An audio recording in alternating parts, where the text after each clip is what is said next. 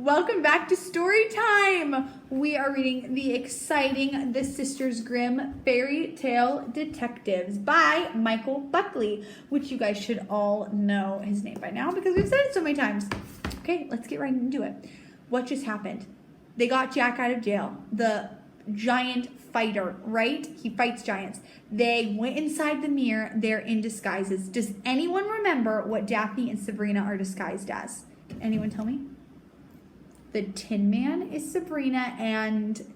No, it's Daphne. And Sabrina is the Mama Bear, which are probably... We'll see how it goes, right? And there is a tiny picture of them so you guys can see. Look at that.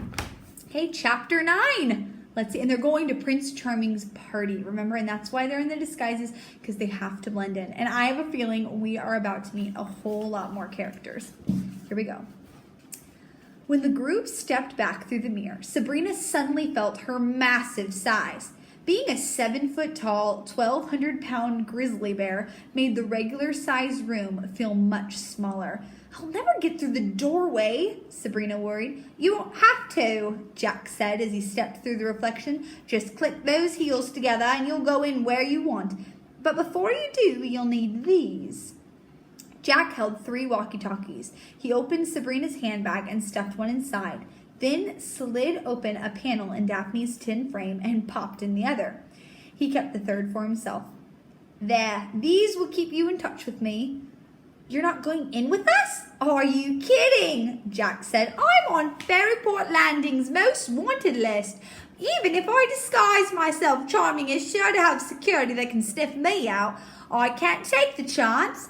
I'm going to stand outside the mansion and direct you. When you find the map of Charming's next target, we'll go save your grandmother and Kindness." "Okay," Sabrina said, looking down at the slippers on her furry feet. "I just click them together?" she asked, feeling ridiculous. 3 times, Daphne cheerfully reminded her. "There's no place like Charming's mansion?" Jack nodded in agreement. Daphne put her hand on Sabrina's arm and held on tightly. Jack reached over and did the same. "There's no place like Charming's mansion. There's no place like Charming's mansion. There's no place like Charming's mansion." The last thing Sabrina saw was Elvis trotting into the room with his mouth.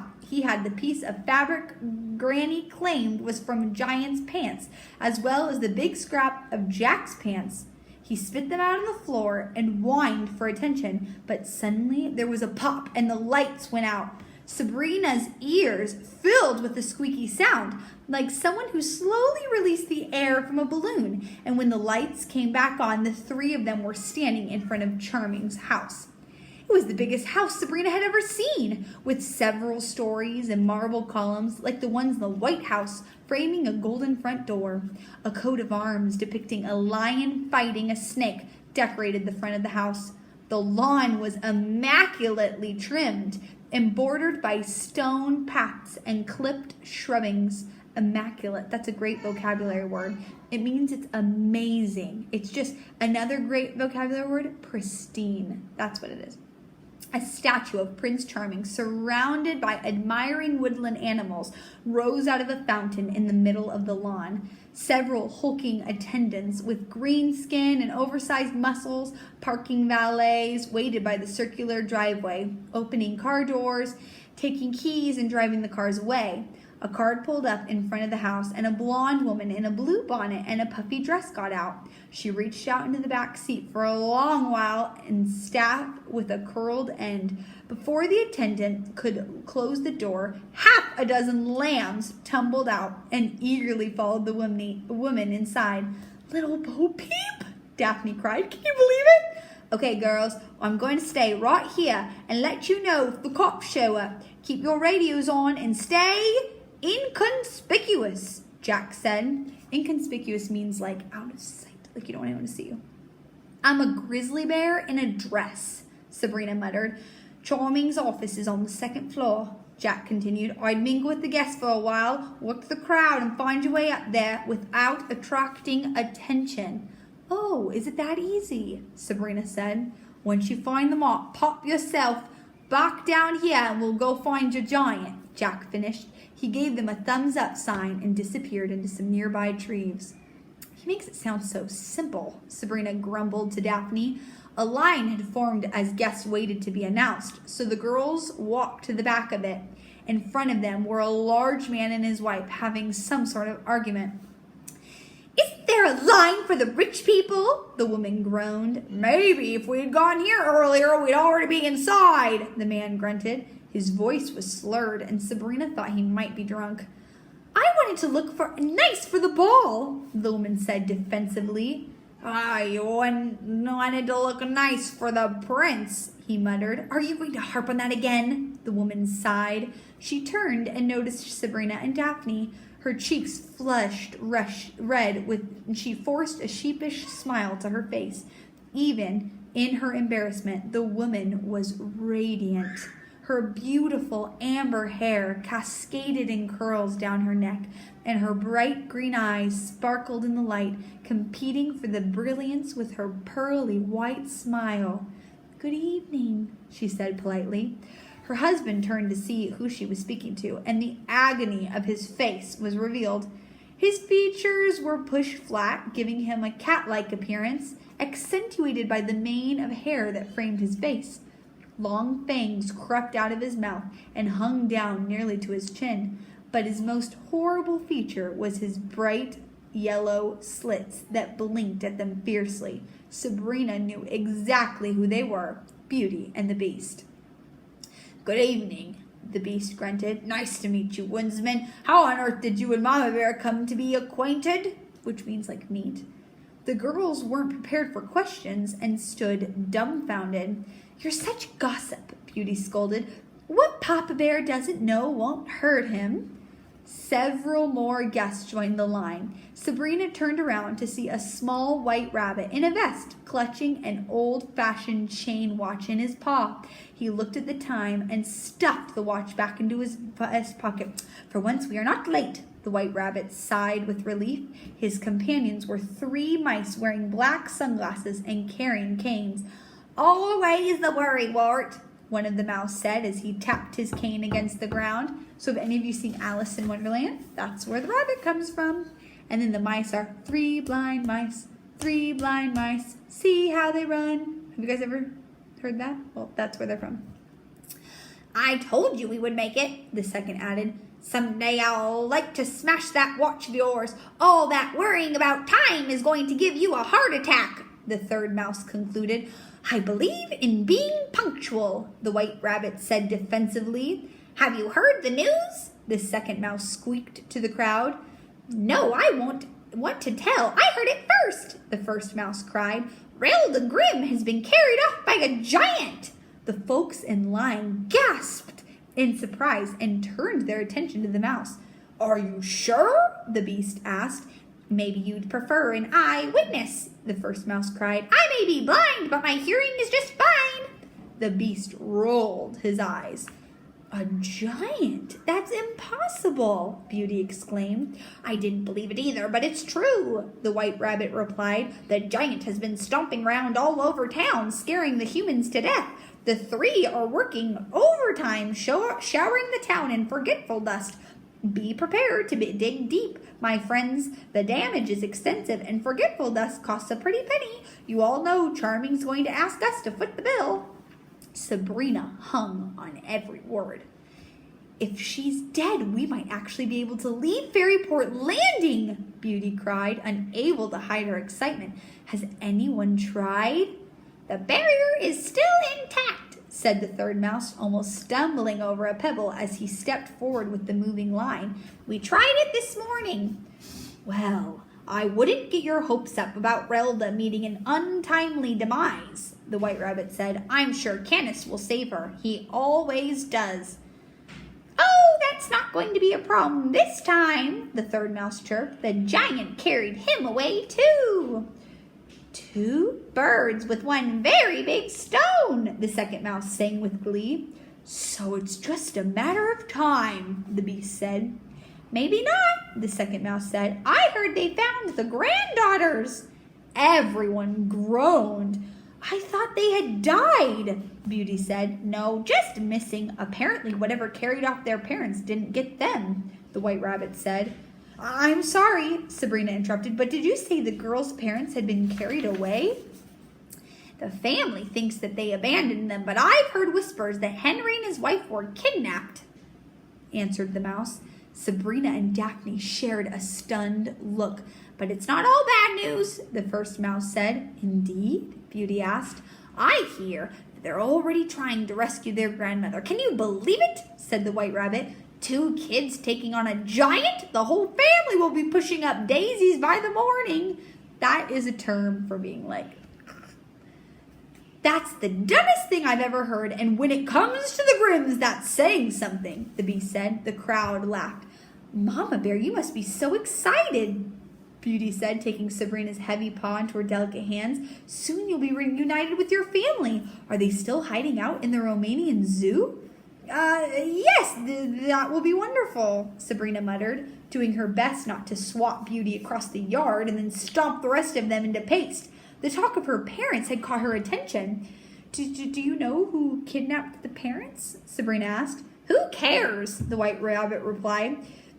You people are horrible, a voice said behind them. Sabrina turned around and saw a beautiful, dark-skinned woman with dazzling green eyes. She wore a diamond tiara and a beautiful evening gown. She looked at the group in front of her with disgust. Briar Rose, Beauty said nervously. I think you may have stepped into the middle of a conversation and misheard something. I heard all I need to hear, Briar Rose said. I believe that's Sleeping Beauty, I think. The crowd shifted uncomfortably and turned away from her accusing stare, while Sabrina's mind filled with possibilities. Could it be true? Their parents hadn't abandoned them? Could someone have kidnapped them? Soon, Sabrina and Daphne were almost at the front of the line. Mr. Seven stood at the door this time without his pointy idiot hat. He announced Beauty and the Beast, and the couple disappeared into the chattering party inside. Good evening, Mr. Seven said as he opened the door for them. He cupped his hands together and yelled, Mama Bear, escorted this evening by the Tin Woodsman. As the girls entered the room, the mansion was a spectacular display of wealth and taste. A crystal chandelier hung from the ceiling, and a beautiful red-carpeted staircase led up to a large landing where 4 men played violins. The women already crowded with people, animals, and monsters of all shapes and sizes. Ever-afters as far as the eye could see. They wandered around, talking and drinking water. Some laughed at jokes, while others argued politics. A very ugly couple of trolls dressed in evening wear danced to the music, and several hulking waiters hurried around the room, extending trays of appetizers to guests. No one seemed to be bothered that there were ogres and winged people hobnobbing with the talking animals, so Sabrina's worries that people would notice a man made of metal and a bear in a polka-dotted dress quickly dissolved. Sabrina, all the ever-afters wish we were dead, Daphne said. Sabrina looked around the room. Every fairy tale creature she had ever read about was here. Cinderella and her fairy godmother, the Mad Hatter, Mowgli and Baloo. Even Geppetto was off in a corner chatting with Ali Baba. And Sabrina knew they all hated the Grimms. As unsettling as it was, Sabrina could understand why. Even though Miss Smirt had dumped the girls into some awful foster homes, Sabrina and Daphne knew they could always run away. For the ever-afters, there was no escape, and it had been that way for almost 200 years. It must be torment for them, she thought. Well, where should we start? Daphne said. They needed to get into the mayor's office, but they also needed to know where Charming was while they were doing it. Sabrina looked around the room, but he wasn't present. Let's just stay out of the way and keep our ears open. Once we know where he is, we'll make it upstairs. For now, let's mingle. The two walked awkwardly around the main room, gawking at the various literary celebrities and capturing bits of conversation.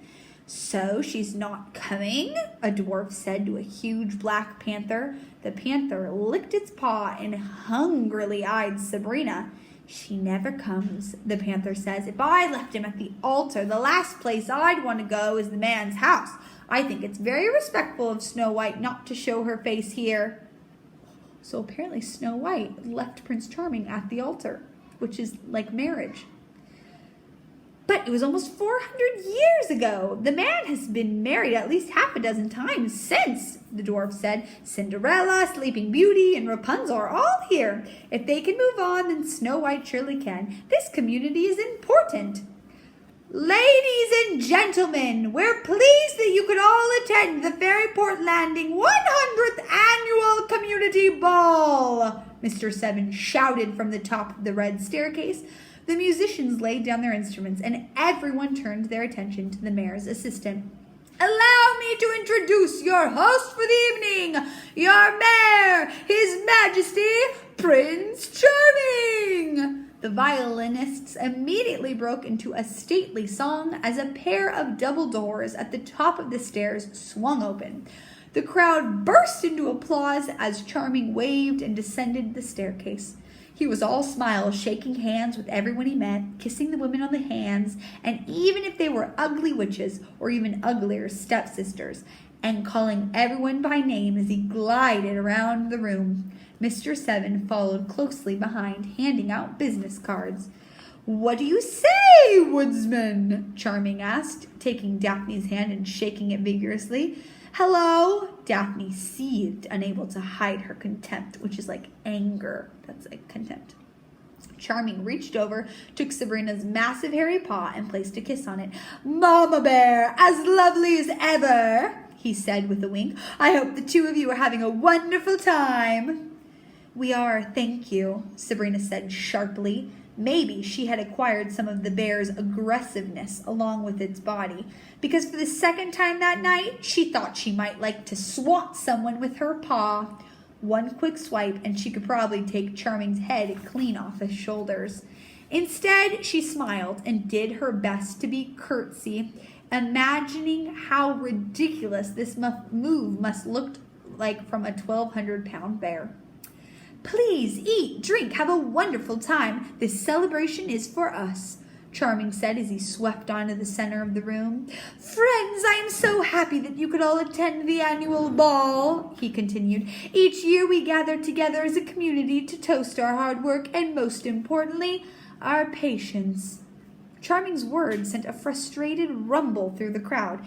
But once again, your support is needed to continue to build our community, he said. There is still work to be done, and we need your help to maintain services to fund our fine police force and various other community endeavors. So I ask you, when you contribute tonight, give deeply. In fact, give until it hurts, or I'll put you all in jail. For a moment, there was complete silence. And then a broad, boyish grin sprang from Charming's face. The crowd burst into a nervous laughter. Suddenly, a woman pushed through the crowd. Her face was white with powder, as was the long wig she wore on her head. She had used a black pencil to accentuate her eyebrows and lips and had drawn a large black mole on her left cheek. She wore a royal gown decorated with large red hearts, and next to her stood two armed guards who, much to the girl's amazement, were playing cards. Prince, what are you doing about that giant? The woman demanded. The crowd grew silent, but Charming merely smiled at her. Your Majesty, it is such an honor to have the Queen of Hearts here at the gala, he said. You haven't answered my question, the Queen snapped, eyeing the crowd to make sure they were all paying attention.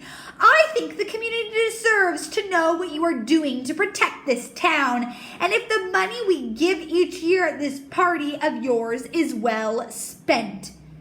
Every ever after can rest assured that my administration is on top of the problem, the prince said.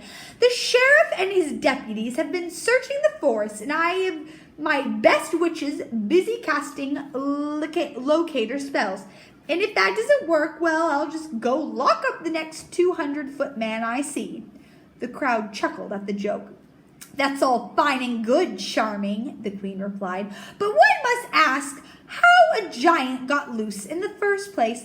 This kind of thing would never have happened in Wonderland. When I was ruler, people knew better than to try such shenanigans. We have to be firm with the criminal element. Some of the crowd muttered in agreement, but Charming only smiled wider. Well, Queen, let's not go losing our heads over this, he said. The crowd roared with laughter, causing the Queen of Hearts to turn red with rage. It's just one giant, and I've heard a rumor that you are actually controlling this giant, Sabrina said, hardly believing the words came from her mouth. Mama Bear, I never pegged you for a gossip, the prince replied. Did this nasty little rumor you heard carry more information? For instance, why I would want a giant smashing up the town? So you could buy the land back cheap and rebuild your kingdom, Sabrina replied. Charming's face turned pale. Nonsense, he muttered.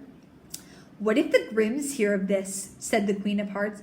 Relda is already aware of it. The giant has carried her off, the prince informed her. The crowd roared in shock. Relda Grimm is in the hands of the giant? The queen cried. As is Mr. Canis, Charming added. The crowd was silent, and then a spattering of applause broke out. Many of the ever-afters shook hands and patted one another on the back, while others looked worried and upset. Canis will finally get what's coming to him, a troll cheered. Take that back, Daphne screamed. Sabrina tried to pinch her to be quiet, but her paws slid off her sister's tin body. People, unfortunately, this celebration is turning into a town hall meeting, Charming called above the noise. If you have any further concerns, I want you to know that my door is always open between the hours of 8 and 8:15 every morning. Please call for an appointment. For now, let's dance, drink, be merry, and most of all, be ourselves, free of the disguises we all wear to fit into this pathetic, boring little town. The night is young, and by the grace of magic, so are we. Charming's words were followed by another lively tune from the violinists, and the festive moon soon returned. The girls mingled into the crowd, barely able to contain themselves. Whenever they heard angry, threatening words about their family from the mouths of characters they had grown up loving, it seemed that the only topic of conversation tonight was how wonderful the world would be if the Grimm family dropped off the face of the earth. When the clock struck 8:45, both girls had heard enough. It was high time that they made their move. I have to get upstairs, Sabrina said to Daphne. If we stick here any longer, we're going to change back, and these people will probably kill us. Find somewhere out of the way and warn me on the walkie-talkie if Charming is coming. Good luck, Daphne said, wrapping her metal arms around Sabrina and hugging her. Sabrina navigated through the crowd.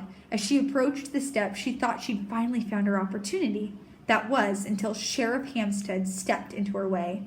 Young lady, you are under arrest, Hampstead said. Sabrina wondered what she should do. She could barely knock the sheriff down with one swing of her big bear paw, but everyone would see. Running away didn't seem like an option. For being the prettiest lady at the ball, the sheriff continued. Thank you, she stammered, somewhat confused. Wonderful party, don't you think? Said Hampstead as he transformed into his true pig self. Yes, she said. Could you excuse me? I have to visit the ladies' room. Hampstead apologized and let her pass. Sabrina lumbered up the stairs until she reached the tops. She walked past the violinists and down a long hallway. Once she was out of sight of the crowd, she made sure no one was following. Then, reaching into her purse and pulled out the walkie-talkie, awkwardly switching it up with her big paws. Jack, I'm upstairs, she said. Good job, lady. His office is the last one, Jack said, his voice popping and crackling. I can barely hear you. Say it again, Sabrina said. It's the last one on the right, Jack repeated, still sounding distant. Sabrina walked down the hallway. When she got to the end, she found the door that Jack had spoken of. She opened it, and standing before her was another 7-foot grizzly bear, ready to pounce.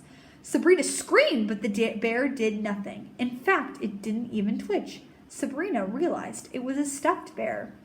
The room was dedicated to Prince Charming's hunting trophies. Several mounted deer heads, a stuffed fox, and a wild boar overlooking Charming's immense desk. A rattlesnake sat on top of it, poised and ready to strike. What portions of the walls weren't covered in dead animals were hung with portraits of the prince, done in various artistic styles. There was even an abstract portrait in which his nose was on his forehead. Creepy, Sabrina whispered to herself. She reached for the walkie-talkie and pushed the button again. I'm in. The coast is clear down here, Daphne said. Charming is busy talking to a raccoon in a tuxedo. That's so crazy. Look for a map and something like that on the wall. Jack's voice squawked through the box. Charming keeps records of everything. Dozens of files and reports littered the top of the mayor's desk, including an unfolded map of the town. Someone had circled areas in red and written reported sightings next to them. Jack, are you there? Sabrina said into the walkie-talkie. Yes, his voice crackled. I found a map with some circles on it, but there's nothing that says the exact time or location of a meeting. In fact, it looks like to me like Charming's trying to track the giant as well. Oh, I doubt it. That Holmes to... Jack's voice broke up. Jack, I can't hear you. Try to get closer, Sabrina said, but there was no response. Daphne, I've lost Jack somehow. I'm going to take the map. What is Charming doing? Sabrina asked, but there was no response from her sister either. Sabrina looked around the room. In the corner was a television. Hooked to the back by wires was a video camera, and on the television screen was a frozen image of the Appleby farm. Sabrina crossed the room and found the remote control. She picked it up awkwardly, and after several difficult seconds, managed to get her giant paw to press the play button. The screen came to life with the most amazing scene. A giant beanstalk was exploding upward from the ground, soaring high into the sky and disappearing off the top edge of the TV. Within seconds, an enormous body came crawling down it, and the sight sent shivers through Sabrina. It was the giant she had met the day before. It stomped down on the little Appleby farmhouse just as Mr. Appleby leaped out of the door. Granny had been right. The lens cap did mean that someone, Charming, had taped the whole violent episode. Daphne, I found a tape in Charming's office that shows the giant destroying the farmhouse. Now we have proof that and the giant are working together, Sabrina said. But before she could finish her sentence, the door burst open and the Tin Woodsman was pushed inside. Behind her was Charming, looking murderous. He slammed the door and took a crossbow from the wall where it was hanging like a piece of art. I'm sorry, Daphne apologized. He snuck up on me before I could warn you. Who are you? He demanded. I'm Mama Bear, Sabrina lied. Is that so? Charming sneered. That would be interesting since it's almost December and you should be 3 weeks into your hibernation by now. I didn't want to miss such a lovely party, Sabrina stammered. Next to the door sat a quill of arrows. Charming selected one, inserted it into the crossbow, and pulled the bowstring back. Then he aimed it at Sabrina's heart. I'm going to give you until the count of 5 to tell me who you are, or your head is going to join the others on my wall, he threatened coolly. Woo! And that is all of chapter 9. What is going to happen? And I don't know about you guys, but I'm getting some weird vibes from Jack. I feel like he might not be a good guy. And if you remember, Elvis was getting kind of mad at Jack. He was like, and I feel like Elvis is a good judge of character, the dog, right? So I don't know about you, but I wonder if Jack and Charming are actually working together or something. Oh, I don't know. I've never read the ending, so we're going to find this out together. Okay, guys, well, you're just going to have to wait, and we will do chapter 10. But chapter 10 picture is of a very weird chicken, it looks like. And it looks like it's not very happy. Okay, guys, see you next time.